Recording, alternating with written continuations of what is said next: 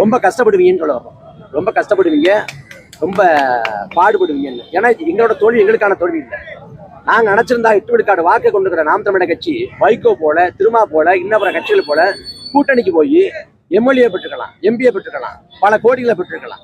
அப்படி பண்ணோம்னா மக்களுக்கு செய்யக்கூடிய ஜனநாயக துரோகம்னா அதை செய்யாம எத்தனை தோல்வி வந்தாலும் சரி நாங்கள் மக்களுக்காக நிற்போம் அப்படின்னு நிற்கிறோம்.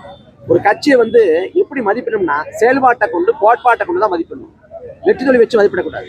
ஆனால் அம்பேத்கர் சுதந்திர இந்தியாவில் போட்டி போட்ட 2 தேர்தலையும் தோத்து போனார். ஐயா நல்லக்கண்ணு 3 முறை போட்டி போட்டு அவர் தோத்துருக்காரு, ஜீவா தோத்துருக்காரு. ஐயா அண்ணாவோட இறப்புக்கு கூட்டம் வந்துச்சு, இறப்புக்கு பெரிய கூட்டம், உலக சாதனை. ஆனா அண்ணா சொந்த தொகுதியில தோத்துருக்காரு. இப்ப தோல்விங்கிறது நான் பொறுப்பு கிடையாது. இல்லைன்னா ஒரு போர்க்களத்துல நான் சண்டை போடுறேன், வலிமையா சண்டை போடுறேன்னா வெற்றி பெற்றுவேன், சண்டை ஒழுங்கா போடலன்னா தோத்துருவேன். இது போர்க்களம். ஆனா ஜனநாயக களத்துல நான் என்ன ஆகப்பெரிய முழக்கத்தை வச்சாலும், கருத்தை சொன்னாலும் நான் வெற்றி பெறணுமா இல்லைங்கிறத மக்கள் தான் தீர்வு பண்ணுறேன், மக்கள் தான் முடிவெடுக்கிறேன். அப்ப என்னோட பிள்ளை இல்லை, மக்களோட பிள்ளை தான். அப்ப நாம் தமிழர் கட்சி எந்த பாதகம் செய்யலை, மக்கள் விரோதம் செய்யலை. மக்கள் தான் தவறான முடிவு எடுத்துட்டாங்க, அதை உணர்வாங்க, உணர்ந்து மாற்றிக்குவாங்க. பதவிக்கு உண்டான அந்தஸ்து உள்ளது அந்த பதவி. அதுல தமிழர் அண்ணாதர் நியமிக்கப்படுறாரு. அவருக்கு தமிழ்நாட்டோட பூகோளம், தமிழ்நாட்டோட பிரச்சனை, தமிழ்நாட்டோட வாழ்வாதாரம் எதுவும் தெரிய வாய்ப்பு இல்லை. அப்ப தனக்கு தெரிஞ்சவர், தனக்கு வேண்டப்பட்டவர்னு அந்த பொறுப்புல கொண்ட வெங்கட்நாளை நியமிச்சது ஒரு அதிகார முறைகேடு. தமிழ்நாட்டு முதலமைச்சர் செஞ்ச ஒரு ஜனநாயக துரோகம். அதே போல தமிழ்நாடு இன்னைக்கு கலப்பண தாயமாக மாற்றப்பட்டு கொண்டிருக்கு. வடநாட்டுக்காரங்க பல லட்சக்கணக்கா இங்க ஊடுருவுறாங்க, வாக்குறுதி பெறுறாங்க.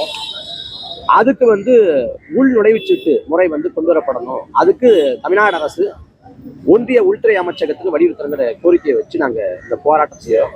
அதே போல தமிழ்நாட்டில் இருக்கக்கூடிய அரசு மற்றும் தனியார் வேலைவாய்ப்புகளில் 80 விழுக்காட்டுக்கு மேல மண்ணில் மைந்தர்களுக்கு வேலைவாய்ப்பு கொடுக்குறங்கிற கோரிக்கையை வச்சு இந்த போராட்டம் செய்யறோம். ஆளும் தாவேக அரசு ஒரு மாற்றா இருக்க போறதில்லை. திமுக அதிமுக என்ன பண்ணுச்சோ அதுதான் இந்த 5 ஆண்டு காலத்தை அவங்க பண்ண போறாங்க. நிர்வாகத்தான் அதே நடைமுறை, அதே செயல்பாடு, அதே அணுகுமுறை தான் இருக்குது. ஒருபோதும் ஊழல் எதிர்க்கப்படுறதில்லை, லஞ்சத்தை ஒழிக்கப்படுறதில்லை. அப்போ அதை மக்கள் மத்தியில் அம்பலப்படுத்தி நாம் தமிழர் கட்சி தொடர்ச்சியா பரப்புரை செய்கிறோம். அதோட தொடக்கமா முதலமைச்சர் வெற்றி பெற்ற தொகுதியான பெரம்பூர் தொகுதி தான் தொடங்கியிருக்கோம்.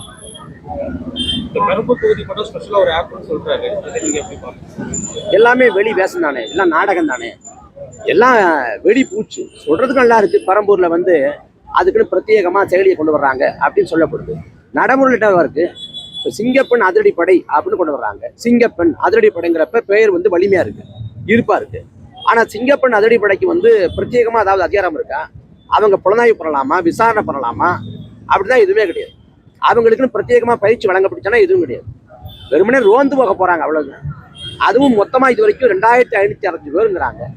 அது 5000 பேரா விரிவாக்கம் செஞ்சா கூட தமிழ்நாட்டில் 4 கோடி மக்கள் தொகை, பெரிய நிலப்பரப்பு தமிழ்நாடு, பல நாடுகளை விட பெரிய நிலப்பரப்பு. எப்படி ரோந்து மூலமா பெண்களுக்கு எதிரான குற்றங்கள் தடுக்க முடியும்? அப்ப மக்களை ஏமாற்றுவதற்கு, ஒரு வேடம் விடுவதற்கு இது போன்ற செயலிகள், இது போன்ற திட்டங்கள் இருக்கு. ஆனா களத்துல மக்களுக்கு பயனளிக்காது. அதான் தாவேக அரசோட உண்மையான முகம். ஒரு பக்கம் அனுமதியை கொடுத்துவிட்டு இந்த பக்கம் அமைச்சர் சொல்றாரு, கனிமவள துறை அமைச்சர் சொல்றாரு, மக்களோட முடிவுக்கு மாறா எதையும் செய்ய மாட்டேங்க. நீங்க அனுமதி கொடுக்காம இருந்தா காலாவதியா இருக்கும். ஒரு கொடுங்கோல் திட்டத்துக்கு அனுமதி தர்றீங்கன்னா நீங்க தான் உங்களோட செயற்குழு கூட்டத்தை தீர்மானம் போட்டீங்க. அந்த திட்டத்துக்கு எதிராக நீங்க எதுக்காக கையெழுத்து போடணும்? எதுக்காக அனுமதி தரணும்? பாஜக எந்தெந்த இடங்கள்ல கையெழுத்து போட சொல்லுதோ அத்தனை இடங்களையும் விஜய் கையெழுத்து போட்டுருவார். பாஜக எதிர்ப்பை கடந்த காலத்துல திமுக எதிர்த்து பேசுவாங்க, ஆனா ஆதரவு செயல்படுவாங்க. தாவேக பொறுத்த வரைக்கும் எதிர்த்து கூட பேச மாட்டாங்க, அவங்க மண்டிட்டுவாங்க. அதான் நடக்குது. பெரும்பாலும் இந்த காவலர் வாகனம் ரொம்ப பலதட்டு இருக்கு. ஏற்கனவே குற்ற சம்பவங்கள் அதிகமாக இருக்கு. இவங்க தற்போதைய அரசோட அதுக்கான தற்போதைய அரசு சட்ட ஒழுங்கு செயல்பாடுகளுக்கு முதல்ல பொறுப்பேற்குதா? தமிழ்நாடு முழுக்க தாவேக காரங்களே சட்ட ஒழுங்கு சிக்கலை ஏற்படுத்துறாங்க. தாவேகாவோட நிர்வாகிகள் பேர் அடிபடுது. தாவேகாவோட சட்டமன்ற உறுப்பினர் திருவைகுண்டம் சட்டமன்ற உறுப்பினர் சரவணன், அவர் மேல ஒரு பெண்ணு பாலியல் புகார் சொல்றாங்க. அது குறித்து என்ன நடவடிக்கை எடுத்தாங்க? ஒண்ணும் இல்லையே. அப்ப திமுக அதிமுக என்ன பண்ணுச்சோ அதான் பண்றாங்க. அதிகாரத்தை வச்சுக்கிட்டு குற்றவாளிகளை பாதுகாக்கிறது அதானே பண்றாங்க. வேற என்ன இருக்கு?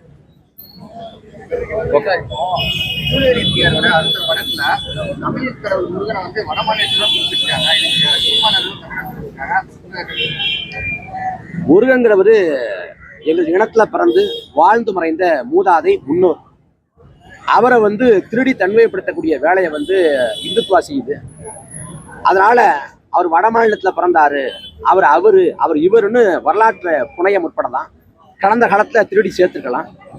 சமகாலத்துல வந்து முருகன் எங்கள் மூதாதை, எங்கள் முப்பாட்டன், எங்கள் முன்னோர் நாங்கள் கொண்டு போய் சேர்த்திருக்கோம்.